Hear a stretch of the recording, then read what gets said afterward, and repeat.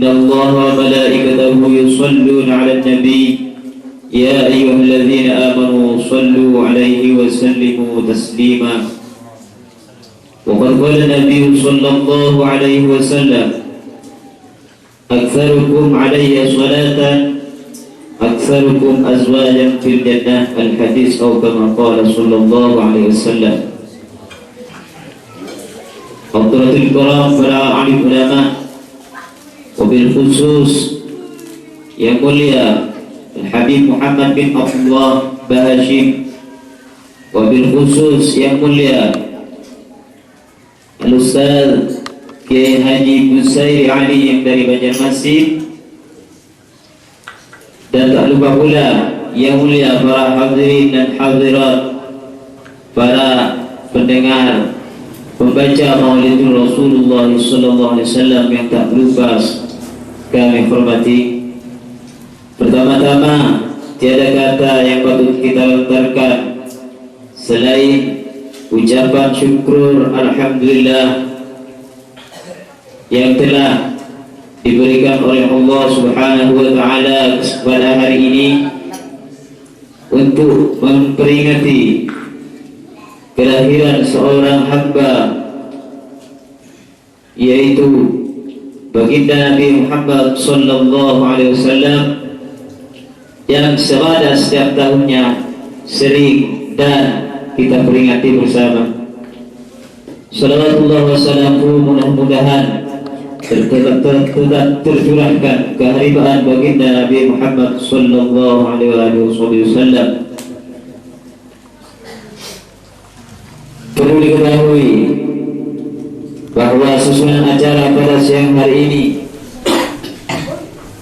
A'udzu billahi samil alim minasyaitonir la'inir rajim. Bismillahirrahmanirrahim. Alhamdulillahi rabbil alamin.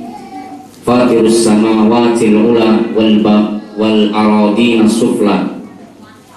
Bariul khalaiqi ajma'in. Thumma assalatu wassalamu ala asyrafil anbiya wal mursalin Sayyidina wa syafi'ina wa qurrati a'yunina wa maulana wa habibina wa habibi ilahil alamin sumya fis samai bi Ahmad wa fi ardina bi Abi Qasimil Mustafa Muhammad wa ala ahli baiti tayyibin at-tahirin al-ma'sumin wa sahabatihil muntajabin al-akhyarin wa man tabi'ahum bi ihsanin ila qiyami yaumiddin. Ayuhal ikhwah, nuhayyikum tahiyatal Islam, tahiyatan mubarakah min indillahil azizil hakim. Aqulu lakum qaulal Islam. Assalamualaikum warahmatullahi wabarakatuh. Qala Allah tabaraka wa ta'ala fil Qur'anil Karim wa huwa asdaqul qailin. A'udzu billahi minasyaitonir rajim. Bismillahirrahmanirrahim. Wa ma kana Allah liyu'adzibahum wa anta fihim. Wa ma kana Allah mu'adzibahum wa hum yastaghfirun. Sadaqallahul aliyyil azim. Al-mukarramun wal muhtaramun ayyuhal ulama wal habaib, wa bil khusus Habib Muhammad Bahashim, para guru-guru agama, para kiai, tokoh-tokoh masyarakat, hadirin hadirat yang dirahmati Allah Subhanahu wa taala. Di siang menjelang sore yang mulia ini, satu karunia terbesar yang dilimpahkan kepada kita semua. Allah Subhanahu wa taala mengumpulkan kita dalam sebuah niat yang mulia, yaitu bersama-sama menyelam dalam sebuah dasar lautan, sehingga kita selalu dekat dengan pribadi agung Sayyidul Wujud Rasulullah sallallahu alaihi wa alihi wasallam. Mengapa dikatakan pertemuan majelis yang kita datangi pada hari ini mulia? Apa yang mendasari kemuliaan majelis yang kita datangi pada sore hari ini, sehingga Allah Subhanahu wa Ta'ala sendiri mengatakan di dalam Al-Qur'anul Karim, wa ma kana Allahu mu'adzibahum wa anta fihim, kata Allah Subhanahu wa Ta'ala. Allah Subhanahu wa Ta'ala sekali-kali tidak akan pernah menurunkan azabnya kepada segolongan manusia, di mana segolongan manusia atau masyarakat atau majelis, di segolongan manusia tersebut, di majelis tersebut berada figur Sayyidul Wujud atau figur agung Rasulullah Sallallahu Alaihi Wasallam. Ketika dalam sebuah majelis ada Rasulullah Sallallahu Alaihi Wasallam, dikatakan dan dipastikan oleh Allah Subhanahu wa Ta'ala, majelis dan masyarakat tersebut tidak akan diturunkan oleh Allah Subhanahu wa Ta'ala azab. Wa ma kana Allah mu'adzibahum wa hum yastaghfirun, dan Allah berjanji tidak akan menurunkan azab kepada sebuah masyarakat, sebuah majelis, sebuah golongan, sebuah komunitas masyarakat, sebuah perkumpulan, sekelompok pribadi-pribadi yang berkumpul, ketika mereka berkumpul tersebut didasari atas taubat dan beristighfar kepada Allah Subhanahu wa Ta'ala. Ada dua golongan perkumpulan, ada dua golongan perkumpulan atau masyarakat yang di tengah-tengah mereka tidak akan pernah ditimpa oleh azab Allah. Pertama, ketika perkumpulan tersebut, di tengah-tengah perkumpulan tersebut ada Rasulullah, mereka bersama Rasulullah. Yang kedua, pertemuan tersebut didasari istighfar, selalu mereka itu memuhasabah diri mereka sendiri. Karena di hari akhirat kelak, ketika manusia berlari ke sana kemari, ketika manusia berlari ke sana kemari mencari pertolongan, mencari sandaran, mencari satu pijakan di mana manusia sangat kebingungan di yaumul mahsyar nanti, maka di yaumul mahsyar nanti sampai dengan ada satu hari yang dinamakan yaumul hisab, hari perhitungan. Di mana hari perhitungan? Di sisi Allah Subhanahu wa Ta'ala di hari akhirat kelak, sedikit pun atau sedetik saja kita beramal kejelekan, maka hal tersebut akan dihitung oleh Allah Subhanahu wa Ta'ala. Maka ada satu kelompok manusia di mana di hari perhitungan tersebut dia akan tidak dihisab oleh Allah Subhanahu wa Ta'ala, tetapi dia akan melalui hari perhitungan Allah Subhanahu wa Ta'ala. Allah mengatakan, wa may ya'mal mithqala dzarratin khairan yara wa may ya'mal mithqala dzarratin syarran yara. Barang siapa yang mengamalkan satu kebaikan sekecil biji sawi, dia akan diperhitungkan oleh Allah. Begitu juga kejelekannya, tetapi dia bisa melalui hari-hari yang sangat menyulitkan itu tanpa melalui hisab. Siapakah orang itu? Yaitu orang yang di dalam hari-harinya menyediakan waktu, barang beberapa menit, 1 jam atau 1 menit atau 5 menit, dia memuhasabah dirinya. Dan di dalam sebuah hadis dikatakan, hasibu anfusakum qabla an tuhasabu. Hisablah diri kalian sebelum kalian itu dihisab oleh Allah, sebelum kalian itu dihitung oleh Allah Subhanahu wa Ta'ala. Ketika kita mendawamkan atau membiasakan diri kita setiap hari itu untuk menghisab dosa-dosa kita, untuk memeriksa kesalahan-kesalahan kita, untuk memeriksa segala sesuatu yang berhubungan dengan diri kita, berapa kali kita itu durhaka kepada Allah? Salah satu kedurhakaan kepada Allah Subhanahu wa Ta'ala, kita itu berbuat zalim kepada manusia. Salah satu kedurhakaan kepada Allah Subhanahu wa Ta'ala, di mana lisan kita tidak bisa menjaga, selalu kita itu menggibah orang lain. Itu juga kedurhakaan. Ketika kita itu mau memeriksa diri kita dan menyediakan waktu bertafakur, nanti di akhirat kita bisa melalui satu masa di mana masa tersebut tidak terkecuali siapapun makhluk yang bernama manusia dihisab oleh Allah, yaitu yaumul hisab. Ma'asyiral ikhwah yang dirahmati Allah Subhanahu wa taala.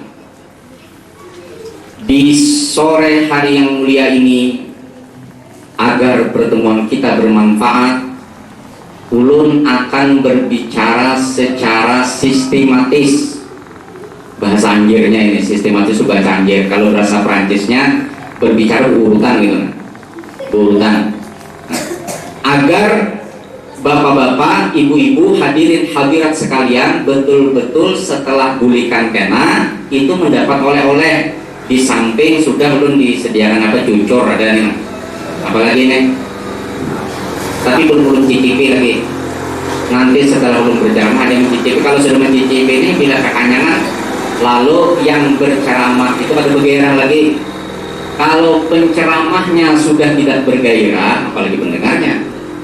Nah, oleh karena itu, insya Allah ulun berbicara tidak lebih daripada 1 jam. Tidak lebih daripada itu. Nih hitung dia sudah, hitung jam 3 lewat 25 menit. Yalah, jam 3 lewat 20 menit. Pokoknya selawas-lawasnya ulun bepandir jam 4 lewat 20 menit. Paling ulun paling sedikit tolong kita waktu bilanya ada lewat sedikit itu 5 menit saja, misalnya lewatnya 5 menit lebih 20 jam itu biasa aja. Misalnya 5 menit lewat 20 jam itu biasa saja. Kemudian pian harus tahu ulun, salah satu daripada kelemahan ulun berbicara bila ulun ini apa pandir lawan pian seberta ini mengerti jam sebanyak apa ya. Bila ulun ini berbicara kepada sampian seberataan dari ibu-ibu, bapak-bapak, ibu-ibu di luar lah, nah aja ibu-ibu ya. Nah, salah satu kelemahan ulun adalah ulun kehilangan daya konsentrasi berbicara ketika bapak-bapak sekalian itu naik ke langit ketujuh. Karena ulun ini penduduk bumi, arti naik ke langit ketujuh itu khusyuk banget tangan orang ulun berbicara. Ini ulun sampaikan dulu. Nanti pian harus mengetahui kelemahan ulun. Ulun sangat lemah sekali di dalam ketika ulun berbicara di hadapan pian seberataan. Pian itu khusyuk. Saking khusyuknya kemudian roh pian itu hilang menuju langit ketujuh atau tenggelam ke bumi ketujuh. Akhirnya lu ditinggalkan serongan. Saking khusyuknya tuh, orang yang khusyuk tuh macam-macam. Khusyuknya itu ada beliuran, khusyuk juga itu.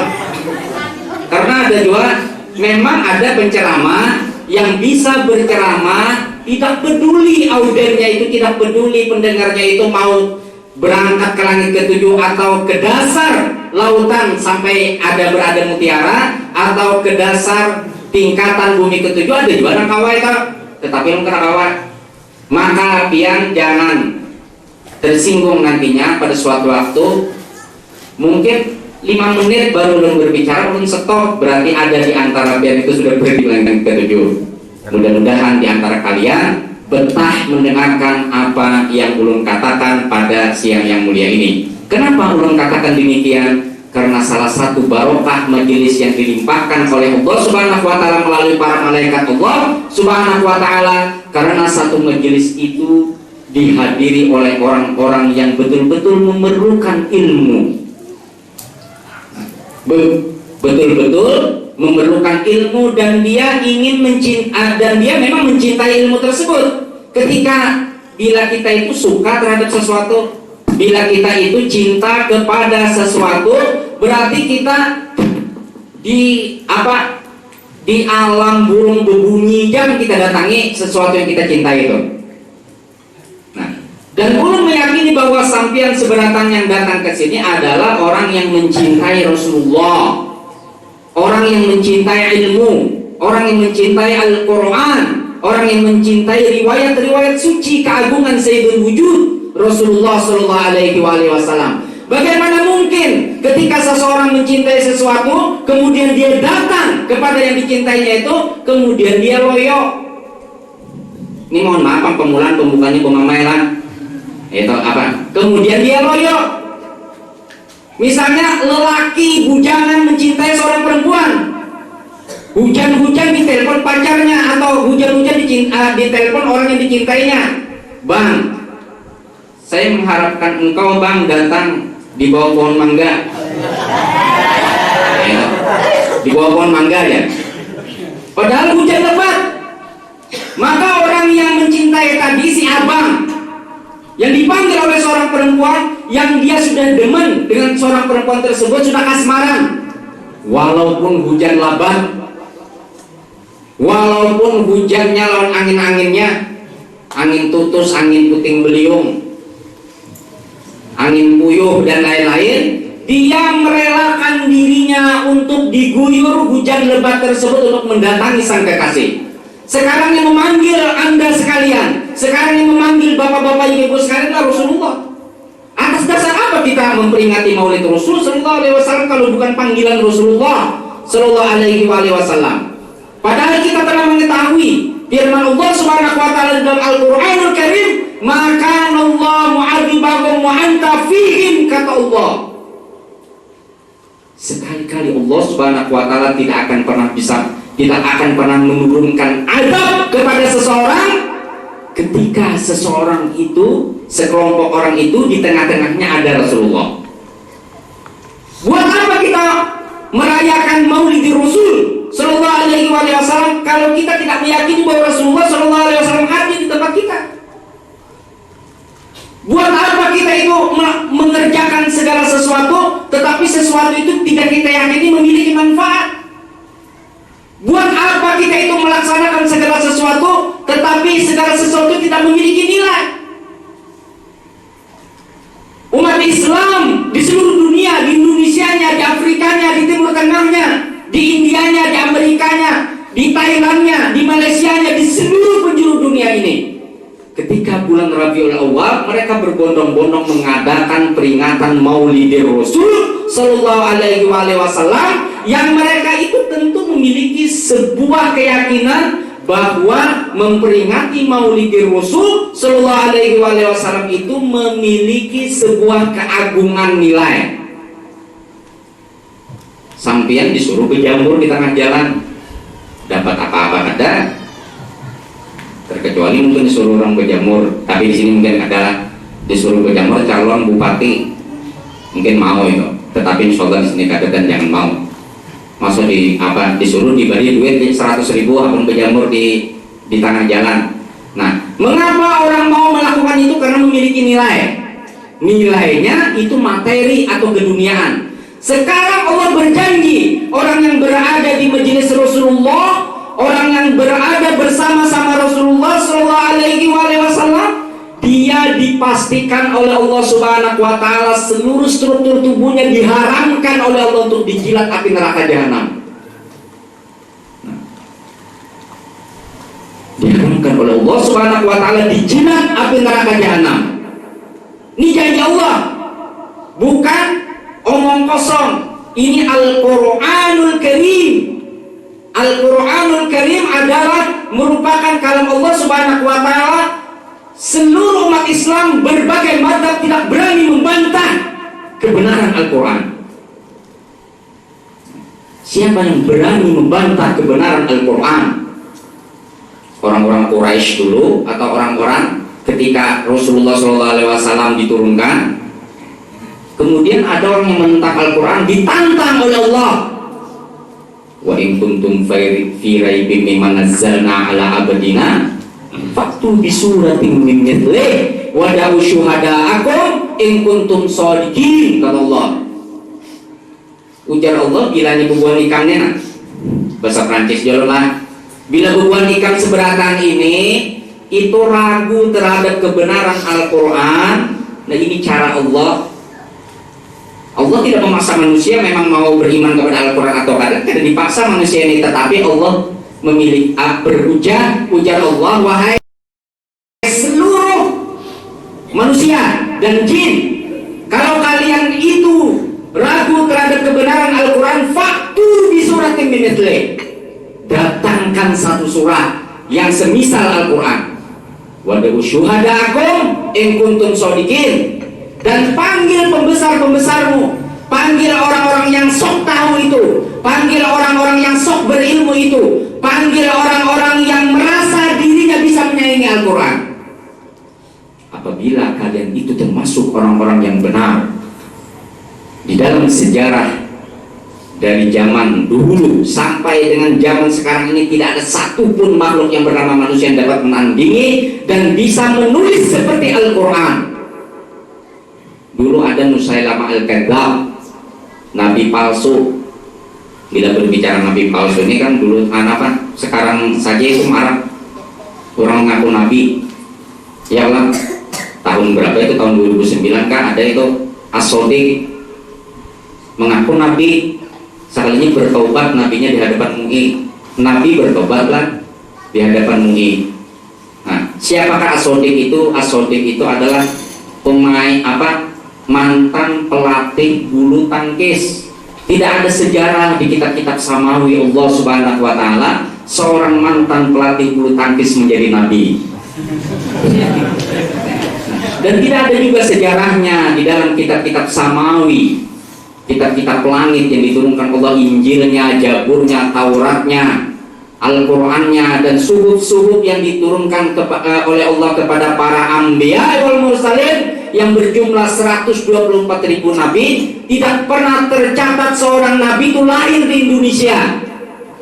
Tidak pernah tercatat seorang nabi itu lahir di Banjarmasin, nggak ada. Jadi kan itu susah-susah lagi kalau ada orang Banjar mengaku nabi itu pasti nabi palsu. Terus pusing-pusing berpikir. Tapinya harap guru aja bisa terbang. Apa hebatnya orang bisa terbang? Nyamuk juga bisa terbang, burung juga bisa terbang. Jadi kita tidak usah menyusahkan pikiran kita untuk meneliti dia itu nabi palsu atau nabi asli. Berapa menit dulu bicara pokoknya? Hanya 10 menit lah. Nah, jadi ini terserah biar dia bilangnya ulun jatah ulun sejam, paling lewatnya 5 menit atau 20 jam lah. Nah itu apa? Jadi bilangnya biar tertahan lagi, ampihan, ampih ulun. Ini belum yang inti ulun sampaikan. Bilangnya inti harus disediakan untuk nih. Soalnya inti ada di dalam untuk. Nah, jadi ulun kesehatan mengenai nabi palsu ini supaya dia jangan terpancing dengan pokoknya kayak ini ya caranya menentukan siapa kinya itu nabi atau kada. Salah satu daripada bukti kenabian itu yang punya mukjizat. Yalah, misalnya ada di daerah Banjarmasin atau di daerah sini orang mengaku nabi, saya nabi katanya. Aku hanya diangkat oleh Allah Subhanahu wa taala dan diberi wahyu oleh malaikat Jibril. Nah, mudah aja. Buktikan kepadaku bahwa engkau itu memiliki mukjizat. Ada ceritanya, ada seorang yang mengaku nabi palsu. Nabi, ya jelas ya kalau ada orang mengaku sebagai nabi pasti palsu ke nabinya. Habis itu sekampungan hendak dipukuli orang dan akan tetapi dibijaksanai oleh tokoh masyarakat. Ujar tokoh masyarakat, biar saja kita buktikan ini punya mukjizat. Aku ada punya mukjizat ya. Buktikan kepada kami apa mukjizatmu. Saya bisa mendatangkan pohon yang berdiri di situ, pohon apa tuh? Itu bisa didatangkannya adanya. Kalau kayak itu, buktikan. Oke katanya. Nabi bisa oke lah. Mungkin nabinya orang Amerika ya. Nah, akhirnya Nabi yang mengaku tadi yang memanggil pohon tersebut, ayo syajara ta'ali huna.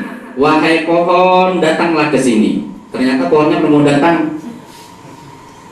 Sudah marah orang nih, untuk dipukuli orang dan akhirnya nanti dulu ujar tokoh masyarakat, dia beri kesempatan sampai 3 kali. Yang kedua kalinya, ayo syajarah ta'ali huna, wahai pohon datang ke sini. Karena mau datang dia pohonnya. Sampai 3 kali kasih datangan, untuk dipukuli orang. Habis itu nabi palsu ini berkata, nahnu min ma'asyiral anbiya minal mutawadi'in. Kami ini dari golongan para nabi, orang-orang yang tawadhu. Kalau pohon tidak mau datang, kami yang mendatangi pohon katanya. Itu nabi palsu tapi minum mulai.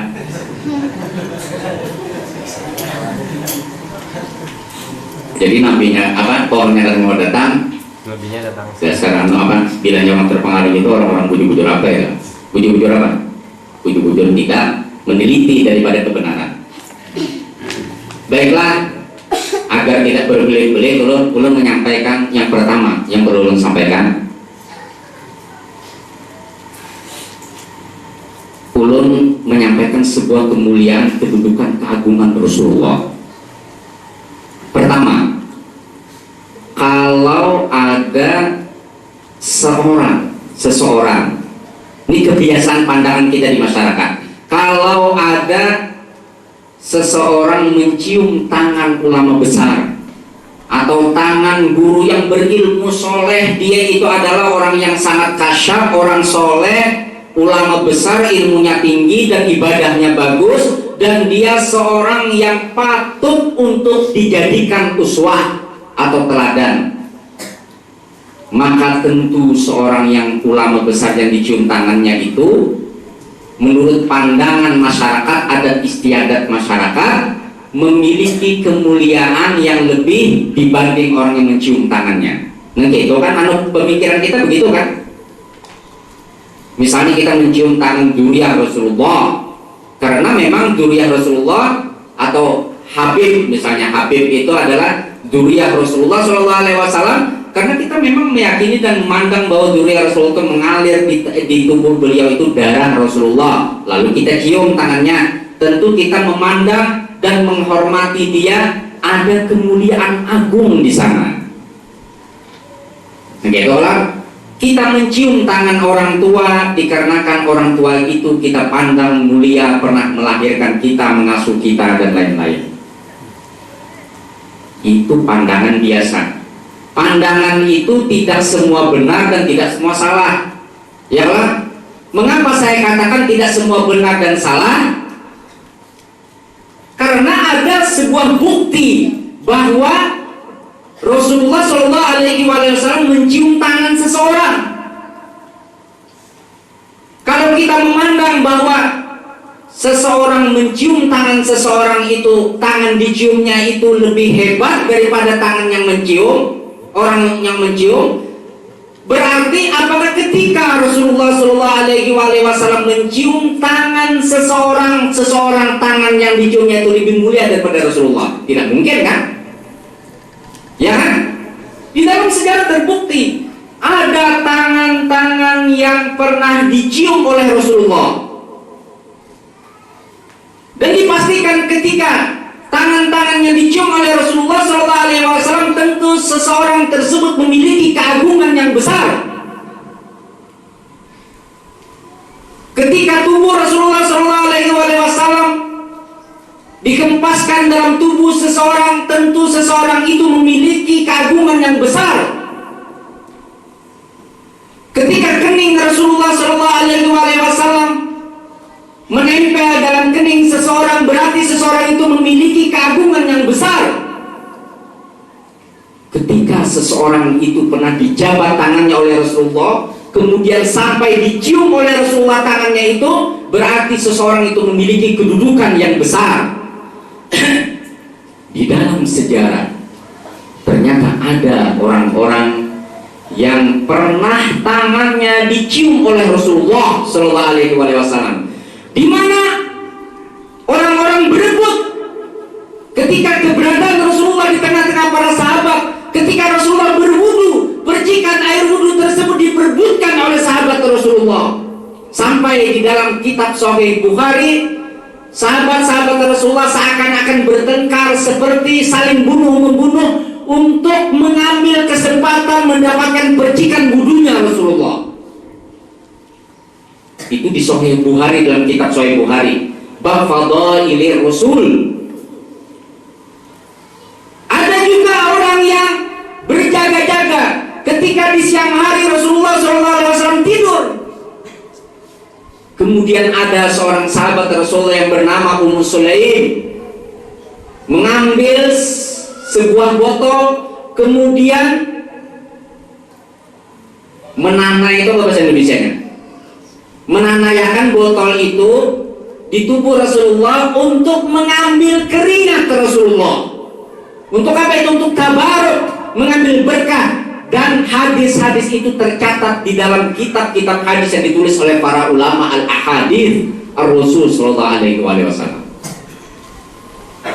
Ada orang sampai rela berdesak-desakan hanya untuk memperebutkan surban Rasulullah.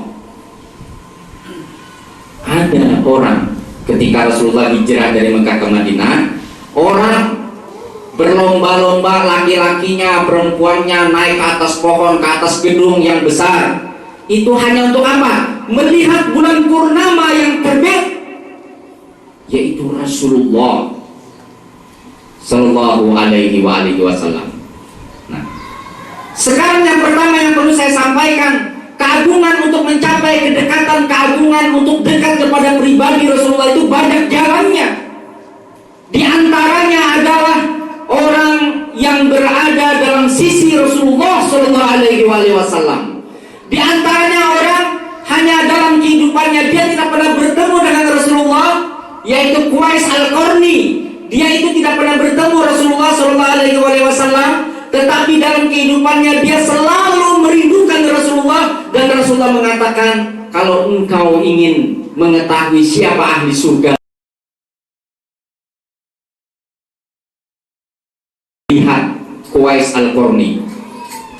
Padahal dia tidak pernah bertemu Rasulullah, walaupun dia sejaman dengan Rasulullah, tapi jaraknya itu jauh, sehingga dia rela berjalan kaki untuk menemui Rasulullah, tetapi tidak sempat. Rasulullah wafat, kemudian dia sampai di Madinah, sampai kakinya ini melepuh. Tetapi masa sisi kehidupan Rasulullah mengatakan bahwa seorang sahabat itu dijamin masuk surga. Sekarang saya berbicara tentang orang yang pernah tangannya dicium Rasulullah. Siapa saja orang yang tangannya pernah dicium Rasulullah? Salah satu orang yang sering tangannya dicium oleh Rasulullah SAW, putrinya sendiri, yaitu Sayyidah Fatimah Az-Zahra salamullah alaiha. Siapa? Nah, pian tahu toh, waktu orang jahiliyah itu, penduduk Mekah waktu jahiliyah itu, yastahyuna abna'ahum wa yaqtuluna, yastahyuna nisa'ahum wa yaqtuluna yastahyuna abna'ahum wa yaqtuluna nisa'ahum. Mereka membiarkan hidup anak laki-laki mereka dan membunuh anak perempuan mereka. Jadi orang pada waktu itu kalau lahir seorang anak perempuan, sesuatu yang sangat aib, dikubur hidup-hidup. Sampai khalifah kedua Umar bin Khattab itu pernah mengubur anaknya hidup-hidup. Itu zaman jahiliyah itu, waktu Umar bin Khattab itu belum masuk Islam, dikubur hidup-hidup. Tetapi Rasulullah Sallallahu alaihi wasallam mencium tangan putri Rasulullah Sallallahu alaihi wasallam, bahkan bersabda di tengah-tengah orang-orang Quraisy dengan mengatakan, Fatimatu Sayyidatu Nisa'il Alamin. Fatimah ini adalah penghulu dari wanita semesta alam. Fatimatu Sayyidatu Nisa'il Ahlil Jannah. Fatimah itu adalah penghulu dari wanita penghuni surga. Wanita yang mulia itu di dalam riwayat itu ada 4. Pertama adalah Maryam, kedua adalah Asia istri Firaun. Istri Firaun itu wujudnya jadi bini Firaun, tapi tidak pernah disentuh oleh Firaun. Yang ketiga adalah Khadijatul Kubra, Sayyidatu Zaujatil Mursalin, penghulu dari segala istri para rasul. Yang keempat adalah Sayyidatu Nisa'il Alamin, yaitu Sayyidah Fatimah Az-Zahra salamullah alaiha. Maryamnya ibu Isa alaihi salam itu mulia di zamannya. Begitu juga Asia mulia itu di zamannya. Begitu juga Sayyidah Khadijah istri Rasulullah Sallallahu alaihi wasallam adalah semulia-mulia dari istri para nabi. Tetapi ketika Rasulullah Sallallahu alaihi wasallam berbicara tentang Sayyidah Fatimah Az-Zahra sallallahu alaiha, beliau mengatakan bahwa Fatimah adalah wanita penghulu dari wanita semesta alam. Ridho fi ridhol Fatimah, ujar Rasulullah, keridaanku berdasarkan keridaan Fatimah. Wa sukhutullah ala sukhtil Fatimah, dan kemurkaan Allah atas kemurkaan Sayyidah Fatimah. Beliau mencium tangan Sayyidah Fatimah Zahra salamullah alaiha di tengah-tengah orang sangat menghina para wanita. Bukan berarti Sayyidah Fatimah melebihi Rasulullah, bukan, tetapi berarti orang yang pernah dicium oleh Rasulullah SAW tangannya itu adalah orang yang memiliki keagungan. Begitu juga Rasulullah mencium tangan Imam Hasan Al-Husain, mencium leher Imam Hasan, mencium mulutnya Imam Hasan, mencium keningnya Imam Hasan. Begitu juga Rasulullah SAW dalam sebuah bepergian kemudian bertemu Imam Ali, menantu Rasulullah, saudara Rasulullah, babu ilmi Rasulullah, pintu ilmu Rasulullah. Kemudian beliau memeluk Imam Ali tersebut, mencium kening Imam Ali, karamallahu wajhah. Makanya sunnah Rasulullah SAW, kalau bisi anak bibinian itu kita muliakan.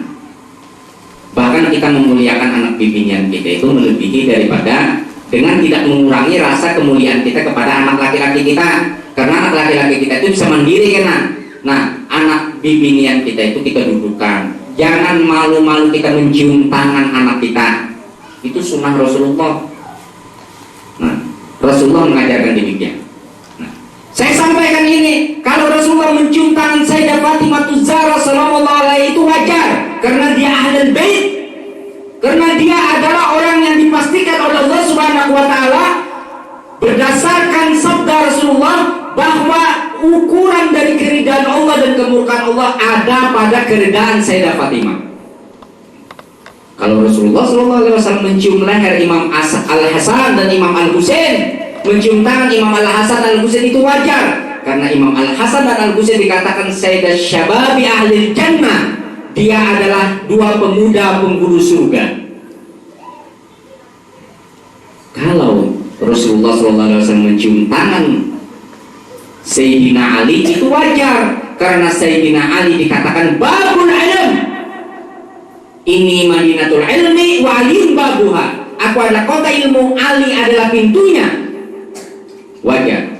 Tetapi riwayat mengatakan ada seorang sahabat Rasulullah, dia bukan zuriyah Rasulullah, tetapi dia pernah dicium tangannya oleh Rasulullah SAW. Dia adalah seorang Ansor. Itu kan umat Islam dulu ada dua, ada Muhajir dan Ansor. Muhajir itu penduduk Mekah yang berhijrah ke Madinah disebut Muhajirin. Orang Madinah yang menolong kaum muslimin Mekah yang berhijrah dari Mekah ke Madinah disebut Ansor. Ya kan? Ini sahabat Ansor, tidak ada hubungan keluarga dengan Rasulullah Sallallahu Alaihi Wasallam, tetapi dia tangannya pernah dicium oleh Rasulullah. Itulah sahabat yang bernama Sa'ad Al-Ansori. Ketika dia pulang dari pekerjaan, sahabat yang bernama Sa'ad Al-Ansori ini pekerjaannya apa? Pekerjaannya adalah seorang buruh. Seorang buruh, ngerti kan? Seorang buruh. Bila kita tahu ini mungkin mulai jalanan mangkok batu. Dia memiliki kulit yang hitam, dia memiliki tangan yang kasar, dia memiliki tubuh yang dipenuhi dengan debu-debu karena kerja kerasnya sebagai seorang buruh. Kemudian dia datang ke hadapan Rasulullah Sallallahu Alaihi Wasallam. Assalamualaikum ya Rasulullah. Kemudian Rasulullah Sallallahu Alaihi Wasallam berdiri menyambut seorang sahabat yang bernama Sa'ad Al-Ansori tersebut. Dipeluknya sahabat tersebut, kemudian diciumnya tangannya itu. Dilihatnya tangannya sangat kasar dan diciumnya tangan tersebut, sehingga membuat kagetnya orang-orang yang berhadir pada waktu itu. Orang-orang heran. Maknanya apa ini? Di samping Rasulullah Shallallahu Alaihi Wasallam itu ada maknanya. Kenapa Rasulullah Shallallahu Alaihi Wasallam mencium tangan Sa'ad Al-Ansori? Dia seorang buruh, dia seorang yang miskin, dia seorang yang berkulit hitam karena teriknya matahari ketika dia bekerja keras. Tetapi ketika dia datang kepada Rasulullah, dia mengucapkan salam kepada Rasulullah, tangan kasarnya yang dipenuhi dengan kerasnya tangannya tersebut, kasarnya tangannya tersebut dibelai dan dicium oleh hidung suci Rasulullah Sallallahu Alaihi Wasallam. Kita dapat sudah mengambil sebuah sinyal, dapat dipastikan tangan seorang sahabat yang bernama Sa'ad Al-Ansori itu memiliki keagungan dan kemuliaan. Di dalam sejarah dikatakan, di dalam riwayat dikatakan pekerjaan Sa'ad apa? Ternyata saat tersebut itu tidak mau bergantung kepada orang lain, walaupun dia tidak memiliki kemampuan, dia rela untuk menjadi buruh kasar. Rasulullah pernah bersabda, seorang yang memiliki tangan yang kasar itu, kalau tangan itu seorang yang memiliki tangan yang kasar, artinya dia bekerja keras, itu adalah tanda-tanda manusia paling dicintai Tuhan. Bukan berarti memiliki tangan lembut tidak dicintai Tuhan, adalah itu. Artinya orang yang bekerja keras tidak mau menggantungkan hidupnya kepada orang lain. Itu pesannya. Artinya apa? Setiap pesan yang ditunjukkan oleh Rasulullah SAW itu abadi. Bapak-bapak sekalian, ibu-ibu sekalian, bisa saja pada hari ini yang orang yang termasuk orang yang dicium tangannya oleh Rasulullah, bisa saja.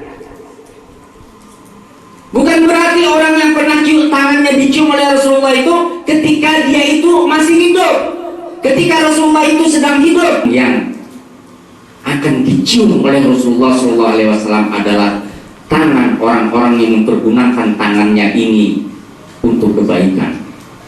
Tangannya ini dipergunakan untuk mencari nafkah keluarganya. Tangannya ini dipergunakan untuk bekerja keras, kemudian hasil pekerjaan tersebut menebarkan manfaat di tengah-tengah masyarakat.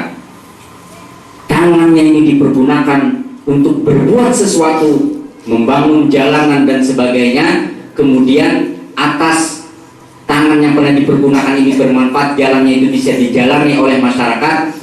Dipastikan tangan-tangan seperti itu bersiap-siap dan dipastikan akan dicium oleh Rasulullah Sallallahu Alaihi Wasallam. Tetapi tangan-tangan orang pemalas, jangan harap Anda itu walaupun menyuruh-nyuruh tidak akan dicium oleh Rasulullah Sallallahu Alaihi Wasallam. Jangan khawatir, sebentar lagi ya. Ma'asyiral ikhwah yang dirahmati Allah Subhanahu wa taala. Ini yang pertama. Pertama minum dulu lah. Soalnya setelah ini saya mendapat tugas lagi setelah ini. Setelah ini saya langsung berangkat. Mungkin tidak sempat pulang lagi. Saya langsung berangkat ke daerah Kasongan. Ada beberapa majelis yang isi maulid seperti ini juga. Nah, ini betapa semaraknya maulid Rasulullah Sallallahu Alaihi Wasallam di seluruh dunia, bukan hanya di sini saja. Nah, setelah ini, makanya jangan khawatir yang kendaraan 20 jam mau berbangkir kan. Tapi alhamdulillah kereta yang terakhir ketujuhnya panggilan belum lihat, ulun kan sambil mantau juga nih. Bila ada yang ketujuh, pihak kita gimana?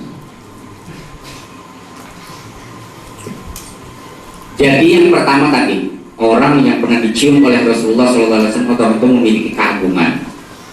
Nah, yang kedua, Rasulullah SAW ketika kita berada dalam sebuah majelis ilmu, majelis kebaikan, itu Rasulullah pasti hadir.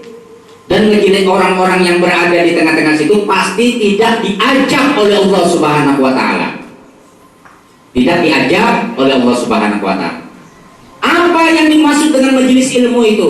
Majelis ilmu itu adalah majelis pengetahuan, kita ingin tahu segala sesuatu kebaikan supaya kita itu selamat, itu majelis ilmu. Kalau ada satu majelis di dalamnya itu dipenuhi dengan ghibah kepada orang lain, saling sesat menyesatkan, si fulan menyesatkan yang lain, si fulan menyambati yang lain, majelis itu tidak layak dikatakan sebagai majelis ilmu.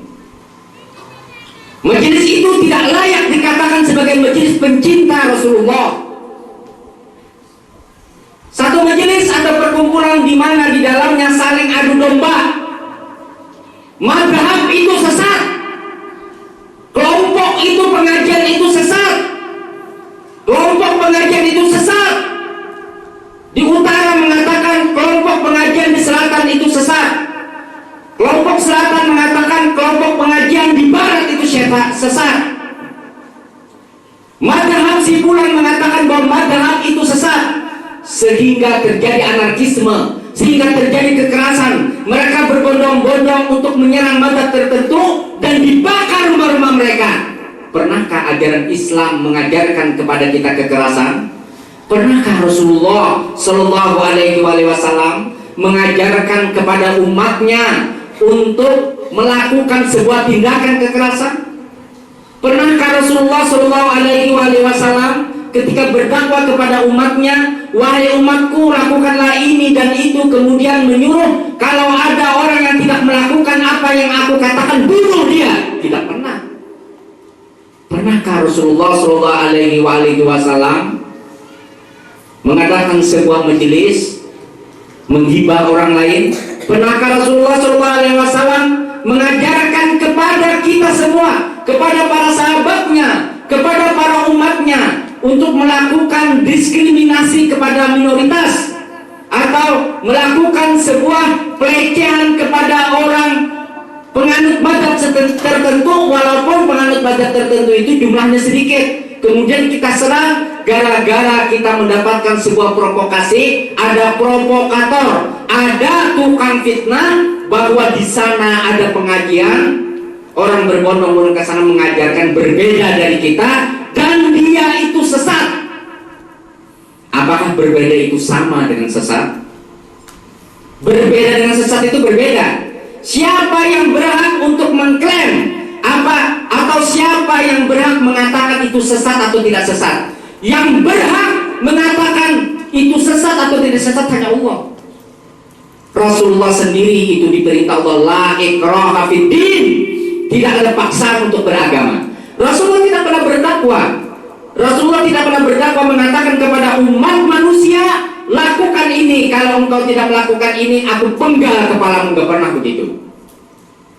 Bahkan ketika Rasulullah hijrah ke Habasyah, Rasulullah dilempari batu, kemudian malaikat turun, wahai Muhammad, engkau adalah seorang yang mulia, seorang agung, sampai Allah Subhanahu wa taala penciptamu mengatakan la'allaka khuluqin azim, engkau memiliki kepribadian yang agung.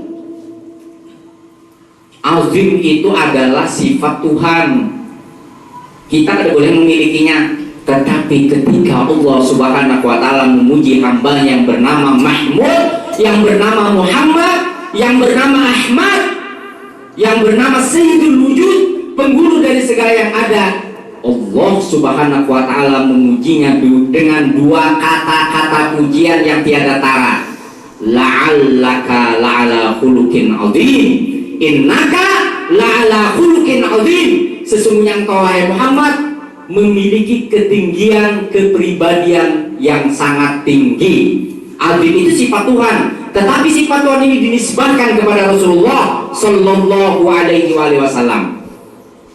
Imam Al-Qurtubi di dalam tafsir Al-Qurtubi mengatakan, ketika Allah Subhanahu wa taala berfirman Raufur Rahim, itu kan Rasulullah itu memiliki satu sifat Rauf dan Rahim, Maha Penyantun dan Maha Kasih.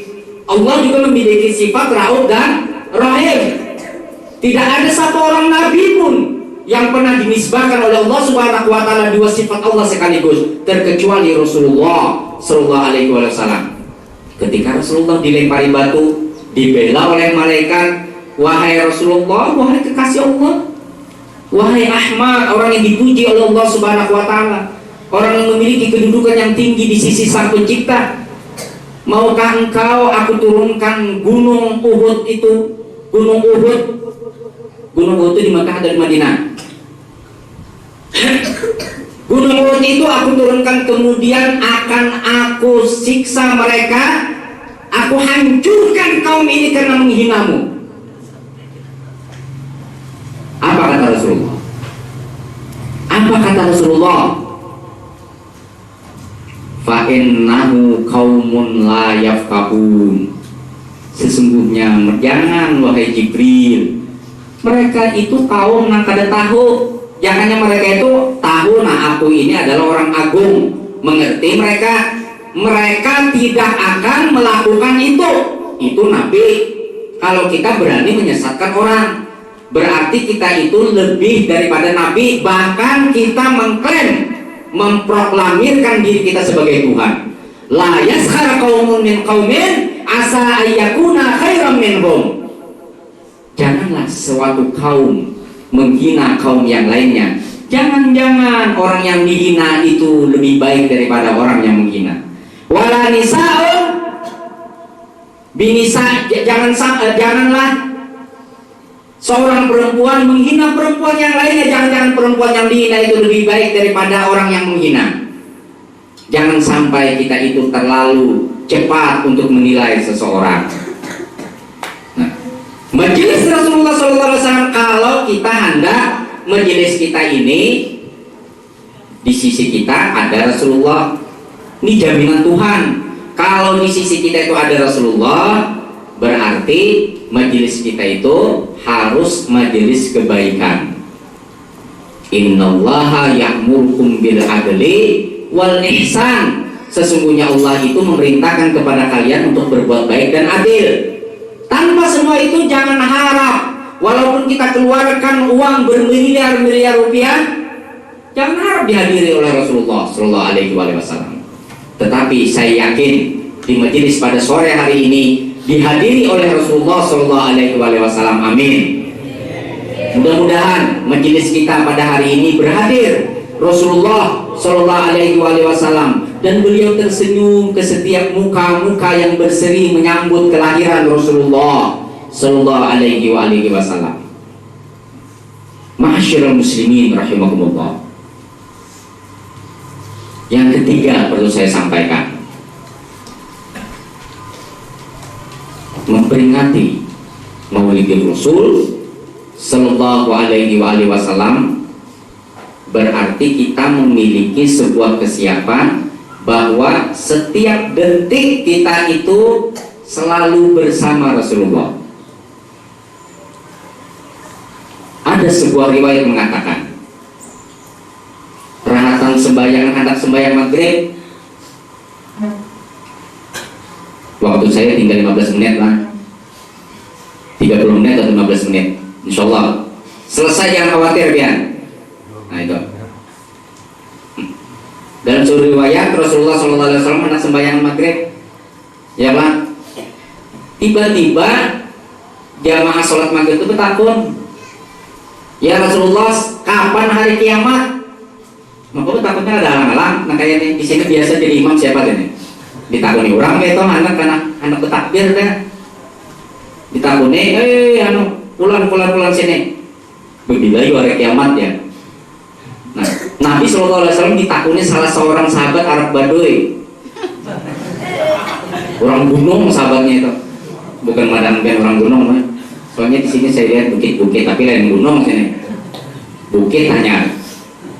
Nah, kapan hari kiamat? Mata sa'ah. Ya Rasulullah, kapan hari kiamat? Karena pada waktu itu Rasulullah Sallallahu Alaihi Wasallam mau melaksanakan sholat maghrib, beliau tunda dulu jawaban itu, sembahyang beliau berjamaah. Setelah selesai sholat berjamaah, beliau langsung membalikan wajah beliau, kemudian bertakun, wahai para hadirin, siapa yang bertakun? Begila hari kiamat tadi, ujar Nabi. Mengerti dia bisa baca beragama? Ya, soalnya di sini kan ada orang Prancis lah. Ya, bila hari kiamat tadi. Akhirnya setelah Rasulullah mengatakan itu, ulun ya Rasulullah nang betakun kapan hari kiamat tadi. Dengan senang hatinya, dengan riang gembiranya, dengan senyuman yang manisnya, senyuman mulia dan keagungan pribadi, Rasulullah menjawab. Kalau kita ditahuni orang-orang pada karuan itu sangit, bapak nyawa nih ya. Nah itu bahasa Banjar itu. Sangit kita ditahuni macam-macam saja, kayak pemintarnya kami ya. Kita jadi guru mengajar, ditahuni murid. Kita gengsi menjawab sesuatu yang tidak kita ketahui. Padahal kalau ditakuni murid itu memang kita ada tahu, kita kebetulan guru. Ditakuni murid, jangan juga pernah tahu. Kalau kita guru ditakuni murid, kalau nggak ada tahu pada ada tahu. Karena ketika kita itu tidak tahu menjawab, kita jawabannya salah, itu berdosa. Jangan kita itu mantang-mantang guru. Lalu kita itu setiap pertanyaan, semua pertanyaan bisa dijawab. Belum tentu. Kalau kita memang kada tahu itu jawab kada tahu, itu lebih mulia daripada orang yang peraga tahu. Tapi kalau Rasulullah itu adalah orang yang paling mengetahui dari rahasia-rahasia Tuhan. Dijawab Nabi, jawaban Nabi kayak apa?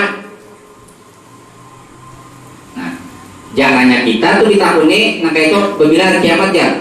Kenapa nyoba tahun bebilah kiamat ya? Pasti kita kayak itu. Nabi kan kayak itu. Nabi juga menjawabnya dengan pertanyaan. Engkau bertanya kapan hari kiamat? Apa yang telah engkau persiapkan untuk menghadapi hari kiamat? Ujar Nabi. Apa nang ikan persiapkan untuk menghadapi hari kiamat itu apa yang sudah ikan persiapkan? Ujar Nabi. Indahnya jawaban Rasulullah. Seorang Arab Badui tadi menjawab lagi, aku tidak mempersiapkan apa-apa ya Rasulullah kecuali atas dasar kecintaan kepadamu. Itu ujar Arab Badui. Rasulullah mengatakan al-mar'u ala man ahabbi ma'aman ahabbihi. Seseorang bersama orang yang dicintainya. Nah, seseorang bersama orang yang dicintainya. Nah, yang bertahan tadi kan mengatakan, aku kan bisa siapa apa-apa, aku modal aku menghadapi hari kiamat, cinta lawan piani Pak. Ujar seorang penanya tadi, ujar Nabi, seseorang bersama orang yang dicintainya. Sahabat akhirnya kaget. Sahabat akhirnya konsentrasi pandangan para sahabat itu tertuju kepada seorang Arab Badui tadi. Ini siapa? Karena orang betakon nih, orangnya biasa-biasa saja. Sekalinya dijamin oleh Rasulullah, seorang Arab Badui itu dijamin oleh Rasulullah masuk surga karena dia telah mempersiapkan kecintaan kepada Rasulullah. Rasulullah SAW mengatakan seseorang berdasarkan jalannya itu berdasarkan terhadap orang yang dicintainya. Kemudian para sahabat bertanya kepada Rasulullah, ya Rasulullah, apakah kata-katamu itu hanya jatuh kepada orang ini? Rasulullah mengatakan kepada setiap orang. Kalau Anda mencintai dunia, nanti dunia itu menjadi imam Anda. Kalau Anda itu mencintai seorang perempuan berlebihan sehingga melupakan Anda kepada Allah dan Rasulnya, wa in kana aba'ukum wa abna'ukum wa ikhwanukum wa ashiratukum wa azwajukum wa amwalukum wa dan lain-lain, jika sekiranya bapak-bapak kamu, anak-anakmu, istri-istrimu, harta perniagaan yang engkau cintai, rumah-rumahmu, punya rumah tingkat 120, lebih kau cintai habba ilaikum minallahi wa rasulihi wa jihadin fi sabilih, ujar Allah, itu lebih kalian cintai daripada Allah, Rasulnya, dan berjuang di jalan Allah. Fatarabbasu hatta ya'ti Allahu bi amrih wallahu la yahdil qaumal fasikin, kata Allah. Kalau itu 8 perkara itu lebih kita cintai daripada Allah, Rasul, dan berjuang di jalan Allah, tunggulah ajab Tuhan. Nanti kita akan bersama dengan orang yang kita cintai. Seorang Arab Badui itu mengatakan, aku tidak mempersiapkan apa-apa kecuali mencintaimu ya Rasulullah. Bagaimana cara mencintai Rasulullah Sallallahu Alaihi Wasallam? Mencintai Rasulullah Sallallahu Alaihi Wasallam ittiba. Qul in kuntum tuhibbunallah fattabi'uni, kata Rasulullah. Katakan wahai Muhammad kepada orang yang mengaku dirinya mencintaimu itu, apabila mereka itu mencintai engkau wahai Muhammad, katakan kepada mereka, fattabi'uni, ikutilah aku, ikutilah Rasulullah.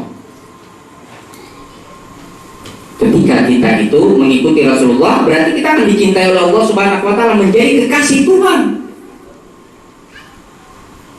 menjadi Habibullah, kasih Allah Subhanahu wa Ta'ala. Yang menyandang Habibullah itu hanya Rasulullah Sallallahu Alaihi Wasallam, karena kita adalah pengikut daripada Habibullah. Karena ada pencinta Habibullah, berarti kita itu menjadi pengikut Habibullah. Berarti kecipratan juga kita itu dicintai oleh Allah Subhanahu wa Ta'ala. Salah satu daripada mencintai Rasulullah Sallallahu Alaihi Wasallam itu mencintai peninggalan Rasulullah Sallallahu Alaihi Wasallam. Apa peninggalan Rasulullah Sallallahu Alaihi Wasallam? Hanya ada dua yang ditinggalkan oleh Rasulullah. Taraktu fikum fi thaqalain, telah kutinggalkan kepada kalian itu dua pusaka berat. Ma'in tamassaktum bihima lan tadillu ba'di abada. Apabila kalian itu berpegang teguh kepada dua pusaka berat itu, kalian tidak akan pernah tersesat selama-lamanya. Apa itu? Kitabullah, hablum mamdudun bainas samai wal ard. Kitab Allah Subhanahu wa Ta'ala, hablum mamdudun, tali yang membentang antara langit dan bumi. Al-Quranul Karim. Wa itrati ahli baiti, kemudian keluargaku, ujar Rasulullah Sallallahu Alaihi Wasallam, wa ya safinatun najah, matal ahli baiti fikum kasafinatin Nuh. Permisalan keluargaku di tengah-tengah kalian itu, ahli baitku di tengah-tengah kalian itu adalah seperti perahu Nabi Nuh. Man rakiba najah wa man takhalafa anha faqad gharika. Barang siapa yang berlayar ikut kepada perahu Nabi Nuh, nah perahu Ahlul Bait alaihi wassalatu wassalam, maka dia akan selamat, dia akan sampai berlayar ke tepian. Tetapi dipastikan ketika seseorang itu membelakangi Ahlul Bait alaihi wassalatu wassalam, dia akan tenggelam. Siapakah Ahlul Bait itu? Ahlul Bait alaihi wassalatu wassalam disinggung di dalam Al-Quranul Karim, orang yang disucikan oleh Allah Subhanahu wa Ta'ala. Innama yuridullah liyudhibankum rijsa ahlil bait wa yutahhirukum tathira. Sesungguhnya Allah hanya berkehendak untuk menghilangkan segala rijis dan kekotoran dari kalian wahai ahlul bait, dan menghilangkan segala dosa dan kekotoran-kekotoran dari kalian ahlul bait, dan mensucikan kalian sesuci-sucinya. Ketika turun surah Al-Ahzab ayat 33 ini, pada waktu itu berada di selimut Al-Kisah Imam Ali, Sayyidah Fatimah, Al-Hasan dan Al-Husain. Kemudian Rasulullah berdoa, inna haulai ahlul baiti, sesungguhnya ini ya Rasulullah adalah keluargaku, wa tahhirhum tathira, dan sucikan mereka sesuci-sucinya. Kemudian ada istri Rasulullah yang bernama Ummu Salamah mau ikut di dalam selimut. Rasulullah mengatakan, anti min ahlil khair, engkau wahai Ummu Salamah adalah orang baik, tetapi engkau bukan termasuk daripada yang disinggung dalam ayat ini. Ahlul Bait alaihi wasallam memiliki khususan maqam. Ahlul Bait juga, Ahlul Bait Rasulullah sallallahu alaihi wasallam adalah memiliki kekhususan tempat di mana mereka sebagai rujukan. Siapa yang tidak mengenal Imam Ali? Siapa yang tidak mengenal Imam Hasan? Siapa yang tidak mengenal Imam Husain? Siapa tidak mengenal Sayyidah Fatimah Zahra sallallahu alaiha? Ketika Sayyidah Fatimah Zahra di keheningan malam, sedikit lagi Pak Ene. Nah itu, ketika di keheningan malam Sayyidah Fatimah Zahra sallallahu alaiha berdoa. Makanya Fatimah itu diberi gelar Zahra. Rasulullah pernah ditanya, kenapa putrimu Fatimah itu diberi gelar Zahra? Karena